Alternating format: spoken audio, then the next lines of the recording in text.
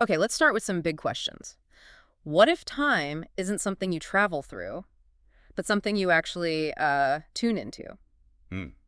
And what if money, isn't something you have to chase relentlessly, but something you can magnetize just by your presence? Interesting shift. And maybe the biggest one, what if the version of you you've been dreaming of? Well, what if it already exists? Real, right now, waiting. Powerful ideas to explore. Welcome, everyone, to the deep dive. Today we are stepping into, well, what our sources call the quantum field. A fascinating space, conceptually. Absolutely. We're going to explore these really revolutionary ideas about time, about money, and maybe most importantly, about who you are and what you can do within your own reality. Yeah, prepare for maybe a bit of a perspective shift. Definitely. And our goal here, our mission for this deep dive, is really to unpack these, let's face it, mind-bending concepts. They are that. We want to challenge some of that conventional thinking, the stuff that might be holding us back without us realizing it, and hopefully offer a powerful, maybe a new lens for you to view your reality. The core idea, really, is understanding how you are, in a fundamental way, already free. Already free. I like the sound of that. And what's fascinating here, I think, is how these ideas, time, money, they seem separate, right? Actually, yeah. But they actually converge. They come together in this concept of the self, and that really reshapes how we understand our own potential. Okay, already free. That's a big promise. And you're saying it starts with how we look at time. That's where the sources begin, yes. Because, for most of us, time feels like a road, doesn't it? Linear. Past, present, future. Exactly. A fixed path. We talk about losing time, making time, running out of it. It feels, well, external, something happening to us. Like we're passengers. Right. But what if that's not the whole picture? What if time isn't this track we're on? What if it's something else? Yeah, the material we looked at suggests something pretty radical. Time is a field, a wave, a frequency. Okay, let's unpack this. This really flips our usual understanding on its head. It does. The key idea seems to be you don't move through it, you tune into it. Less about the clock, more about your focus. Precisely. And turning into time. Oh. Well, what does that actually mean? Think of it less like walking down a path and more like tuning an old radio. Okay. Finding a station. Finding a station, exactly. Or maybe picking a stream online. When you remember something really vividly, great memory or maybe a tough one, or when you imagine a future goal, really feel it. You're not literally physically time traveling. Right. Obviously not. According to this view, you're accessing a specific frequency, an informational frequency, maybe an energetic one. Your consciousness is the receiver. So my mind is the dial. In a manner of speaking, yes. You're shifting your internal dial to tune into that particular channel of time, past, or future. It suggests our internal state, our feelings, our focus, our beliefs. It's the tuning mechanism. Wow. Okay, if that's how it works, then the implications are huge.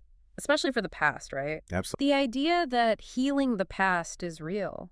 This gives it a whole new meaning. It's not about changing what happened, because you can't. No, the events are done. But it's about changing your relationship to those events, here, now. Yes, in the present moment. So if you shift your now, your current feelings, your frequency, the signal from before, actually changes its effect on you. Exactly. It's like changing the filter on a photograph. The picture's the same, but how you see it, how it feels, its power over you. That can change completely. It can transform. You're not erasing it. You're just freeing yourself from its grip by changing your present experience of it. Liberating yourself now. Okay, and this power, this tuning ability, it doesn't just apply looking backwards. It projects forward into the future. Ah, okay. So the future isn't set in stone. Not at all, according to these sources. They say it's not fixed, it's fluid, waiting for your signal. Waiting for my signal, so it's not some destiny I'm just heading towards. No, it suggests much more agency than that.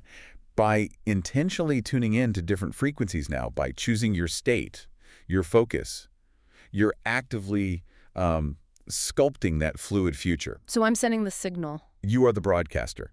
We connect this to the bigger picture. This implies a remarkable level of influence over our personal timelines, doesn't it? It really does. Our choices right now aren't just steps on a path, they're signals. They're calling forth a specific future. Your current state is literally shaping what comes next. That is powerful. Being the broadcaster, not just the receiver.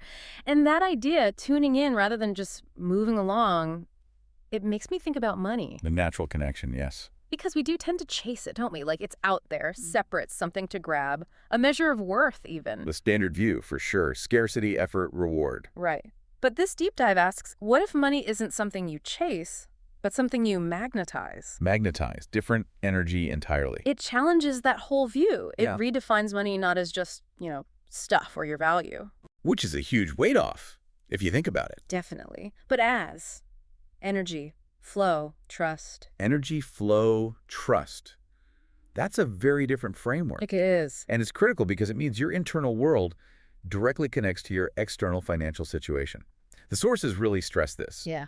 Your beliefs, your feelings, your general state of being. How you feel day to day. Yeah, that deeply influences how money shows up or doesn't in your life. For instance, if you truly believe deep down that you have to suffer to earn, Which a lot of us are taught implicitly or explicitly. right, then money will often reflect that struggle back at you. It'll feel hard won. Okay. But if you can cultivate the belief and the feeling that it can arrive through joy, alignment, or presence, That sounds nicer. doesn't it? Well, if you embody that vibration, the idea is your experience with money starts to mirror that ease, that abundance.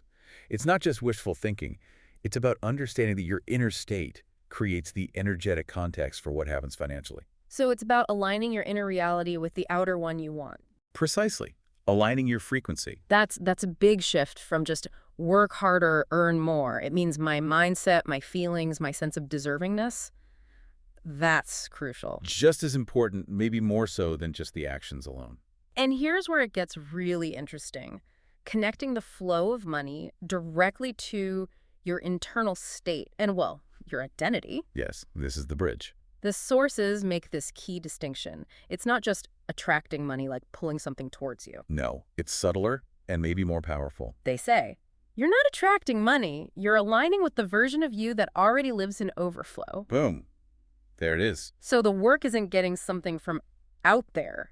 It's about becoming, aligning with the you who already has abundance. You're shifting your own frequency to match that reality, which sets the stage perfectly for this idea of the quantum self. The quantum self. Okay, let's go there. This is really the core, I think. The source material uses this concept, borrowing a bit from, quantum physics ideas, potentiality, multiple states existing at once. Not like actual physics equations, but the concept. Exactly. It's a conceptual model. It suggests that all versions of you already exist. Think of it like infinite potential you. All possible versions of me. All possible versions coexisting in potential. And the kicker is you shift between them based on your state of being. Based on my frequency, my alignment, like we just talked about with time and money. Precisely. Yeah. Your current emotional, mental, energetic state determines which version of you is currently manifest, which reality you're experiencing. Wow. So this raises an important question, doesn't it? If that ideal version of us, the free, abundant, happy one, already exists, how do we actually make that shift? How do we tune into that version? That's the empowering part, right? Because if they all exist now, then the free, rested, aligned, abundant you, it's not some far-off goal you have to struggle towards for years. And that's the way to become. It's already here, available now. The sources almost whisper it. So the version of you who is free, rested, aligned, abundant, already real, already reachable, already whispering, come join me. Like an invitation. Exactly. It changes personal growth from this hard slog to create something new into just recognizing and aligning with a self that's already there. It's about choosing to resonate with that frequency, stepping into that state of being. So the real work isn't building it from scratch, but perceiving it, accepting it's available, and then aligning yourself with that. You got it. And that's how it all ties together. These ideas, time as a field you tune into, money as energy you align with, they aren't just abstract theories floating around. We're like pathways. They are practical pathways. Ways for you, the listener, to consciously shift your state of being and step into that desired quantum self.